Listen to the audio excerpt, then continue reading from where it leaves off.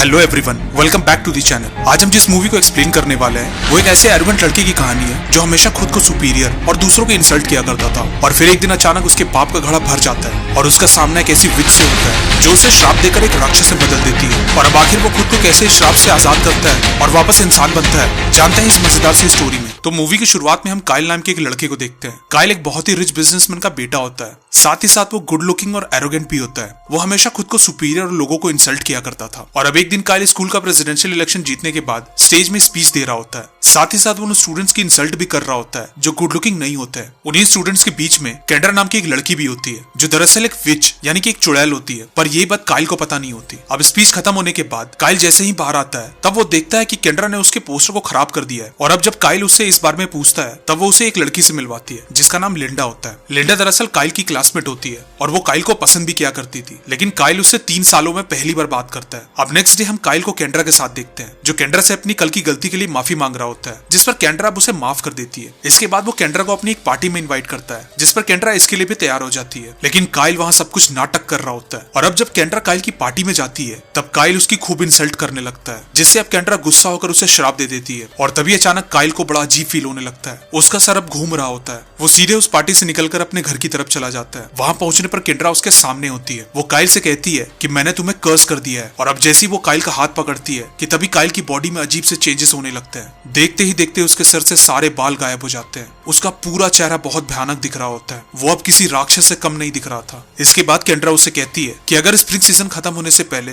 किसी लड़की ने तुमसे ये नहीं कहा कि वो तुमसे प्यार करती है तो तुम हमेशा के लिए ऐसे ही रह जाओगे। और इतना कहकर वो वहां से चली जाती है। अब जब कुछ देर बाद काइल के फादर उसको देखते हैं तो वो तुरंत उसे डॉक्टर के पास ले जाते हैं, लेकिन डॉक्टर के पास भी इसका कोई इलाज नहीं होता। जिस पर काइल के फादर डॉक्टर से कहते हैं कि वो जितना चाहे पैसा देने के लिए तैयार है, साथ ही साथ वो किसी भी तरह के रिस्क के लिए भी रेडी है, बस वो किसी तरह से उसके बेटे का चेहरा ठीक कर दे। और अब जब काइल अपने फादर के मुंह से रिस्क वाली बात सुनता है तब वो गुस्से में वहां से चला जाता है। उसके फादर के रिस्क वाली बात का मतलब ये था कि अगर इलाज के दौरान काइल की मौत भी हो जाती है तो उन्हें कोई प्रॉब्लम नहीं है, लेकिन काइल को अपने फादर के इस बिहेवियर से बहुत बुरा लगता है और इसीलिए वो गुस्सा होकर वहां से चला जाता है। अब इसके बाद काइल के फादर उसको शहर से दूर एक अपार्टमेंट में शिफ्ट कर देते हैं ताकि कोई भी उसके चेहरे का मजाक न बनाए, उसकी इंसल्ट न करे। साथ ही साथ काइल के फादर उसकी देखरेख करने के लिए एक मेड भी हायर करते हैं। और अब उसके वहां रहते रहते काफी दिन बीत जाते हैं। साथ ही साथ वो खुद को बड़ा अकेला भी फील करने लगता है। उसे अब अपनी गलती का एहसास हो चुका था। और अब एक दिन जब वो कमरे में अकेला बैठा होता है कि तभी डोरबेल बजती है। चेक करने पर उसे पता चलता है कि दरवाजे पर उसका नया टीचर है जो कि दरअसल ब्लाइंड होता है और जिसे काइल के फादर ने ही हायर किया था ताकि काइल की पढ़ाई इफेक्ट ना हो। और अब जब रात होती है तब इतने दिनों में पहली बार काइल अपनी मेट से बात करता है, जिस पर उसे पता चलता है कि ग्रीन कार्ड ना होने की वजह से उसे अपनी फैमिली को छोड़कर यहाँ रहना पड़ रहा था। अब इसके बाद अगले सीन में हम काइल को एक पार्टी में जाते हुए देखते हैं। वो वहां जाकर केंड्रा से कहता है कि प्लीज मुझे माफ करके इस कर्ज से आजादी दे दो, जिस पर केंड्रा उसे कहती है कि जब तक तुम किसी को पसंद नहीं आ जाते तब तक तुम इस कर्ज से आजाद नहीं हो सकते। उसकी बातें सुनकर काइल बिल्कुल निराश हो जाता है और तभी वहां उसके पास लिंडा आती है। वो काइल को पहचान नहीं पाती और अब लिंडा और काइल एक दूसरे से बातें करने लगते हैं, जिससे अब काइल को लिंडा पसंद आने लगती है। इसके बाद वो लिंडा के हर एक मूवमेंट पर नजर रखना शुरू कर देता है और अब आखिरकार उसे पता चल ही जाता है कि लिंडा उसे काफी टाइम से पसंद किया करती है, पर उसके घमंडी नेचर की वजह से लिंडा ने कभी अपनी दिल की बात उससे नहीं की। और अब एक दिन जब वो लिंडा को फॉलो कर रहा होता है कि तभी उसे रास्ते में लिंडा के फादर मिलते हैं, जिन्हें दरअसल कुछ गुंडे पकड़े हुए थे।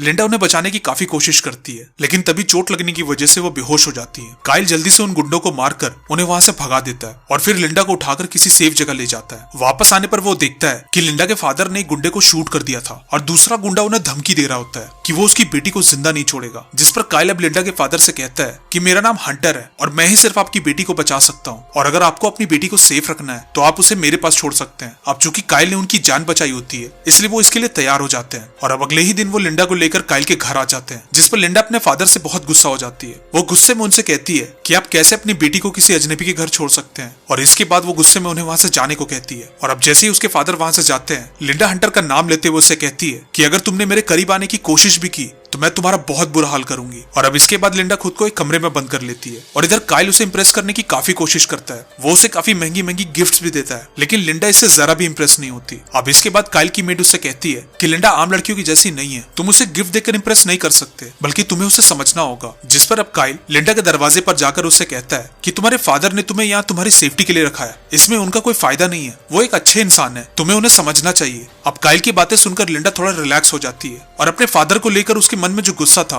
वो बिल्कुल शांत हो जाता है। लिंडा अब धीरे धीरे हंटर को पसंद करने लगती है। अब कुछ दिनों के बाद जब लिंडा हंटर से मिलने उसके कमरे में जाती है, शुरुआत में तो हंटर उसे अपना चेहरा दिखाने से काफी डर रहा होता है, लेकिन फिर बाद में थोड़ी हिम्मत करके वो उसे अपना चेहरा दिखा देता है। लेकिन शॉकिंग वाली बात तो ये होती है कि लिंडा उसके फेस को देखकर बिल्कुल भी नहीं घबराती और बहुत ही नॉर्मल रिएक्ट करती है। वो हंटर से कहती है कि मैंने इससे भी बुरे चेहरे देखे हैं और तुम्हारे लुक्स में कोई खराबी नहीं है। अब लिंडा की बातें सुनकर काइल बहुत खुश हो जाता है। उसके दिल में लिंडा के लिए फीलिंग्स और बढ़ जाती है। अब कुछ देर बाद हम काइल को लिंडा के लिए लेटर लिखते हुए देखते हैं, जिसमें वो लिंडा के लिए अपनी दिल की फीलिंग्स को लिख रहा होता है। अब अगले सीन में हम काइल को केंड्रा के पास देखते हैं। वो उसे रिक्वेस्ट करता है कि बेशक तुम इस कर्ज को खत्म मत करो, लेकिन प्लीज मुझे थोड़ा और टाइम दे दो। अब काइल ऐसी बातें इसलिए कह रहा था क्योंकि स्प्रिंग सीजन कुछ ही दिनों में खत्म होने वाला था और इधर लिंडा काइल को पसंद तो करती थी, लेकिन उसके दिल में काइल के लिए प्यार वाली फीलिंग्स नहीं होती। अब काइल की बातें सुनकर केंड्रा उससे कहती है कि मैं अब इसमें कुछ नहीं कर सकती, लेकिन हाँ, मैं तुम्हें ठीक करने के साथ साथ इतना जरूर कर सकती हूँ कि तुम्हारे ब्लाइंड टीचर की आंखें वापस ला सकती हूँ और साथ ही साथ तुम्हारी मेड को ग्रीन कार्ड भी दिलवा सकती हूँ। अब चूंकि काइल के पास कोई दूसरा रास्ता नहीं होता, इसलिए वो केंड्रा के इस ऑफर को एक्सेप्ट कर लेता है। इधर अगले सीन में हम काइल को लिंडा के साथ देखते हैं, जहाँ काइल पहली बार लिंडा से अपने दिल की बात कहता है, लेकिन लिंडा उससे कहती है कि मैं तुम्हें बस अपना एक अच्छा दोस्त मानती हूँ, इससे ज्यादा कुछ भी नहीं। और तभी कुछ देर बाद लिंडा को हॉस्पिटल से कॉल आता है, जिसमें उसे बताया जाता है कि उसके फादर की तबीयत बहुत खराब है और वो हॉस्पिटल में एडमिट है। ये बात सुनकर लिंडा तुरंत हॉस्पिटल के लिए निकल जाती है। अब रास्ते में जाते हुए वो काइल के लेटर को पढ़ने लगती है और कुछ देर बाद उसे कॉल करती है, लेकिन लिंडा के मना करने पर काइल का दिल बिल्कुल टूट चुका होता है और इसीलिए वो उसका फोन नहीं उठाता। लेकिन अपने टीचर और मेट के समझाने पर वो लिंडा से मिलने उसके स्कूल जाता है। वहां जाने पर वो लिंडा को फिर से प्रपोज करता है और इस बार लिंडा उसे वो कह देती है जिसे सुनने के लिए उसके कान तरस गए थे। लिंडा उससे कहती है